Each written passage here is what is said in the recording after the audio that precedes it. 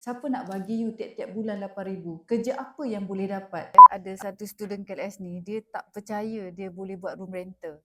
Tapi dia datang kelas, Alhamdulillah. Dan dia memang tak pernah beli rumah pun lagi. Dia tak ada rumah dan dia tak pernah ada pengalaman apa-apa pun dalam room rental. Cuma dia duduk dalam komuniti kita dan dia bertanya-tanya dengan senior-senior. So hari ni KLS terkejut bila kita buat survey nak tahu berapa unit dah student kita ada. KLS sangat terkejut dia dah ada 40 bilik. So 40 bilik ni bukan pencapaian yang biasa-biasa tau. Kalau satu bilik you dapat 200 keuntungan.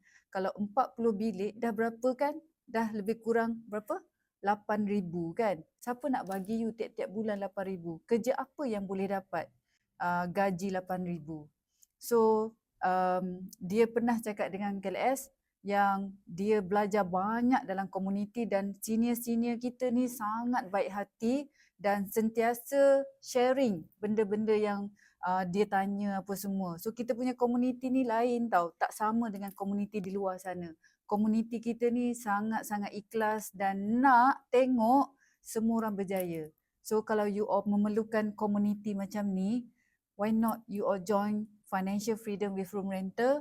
Kita duduk dalam komuniti ni, kita berjaya bersama-sama. Mungkin you adalah jenis yang slow sikit, tak boleh pergi laju-laju kan? Jangan risau. Kita memang nak you berjaya je. You take your time tapi you jangan tak cari ilmu dan you duduklah dengan senior-senior bertanya soalan dalam tu. Lama-lama you akan berjaya juga. Okay? Jom join Financial Freedom with Room Rental. Klik learn more sekarang.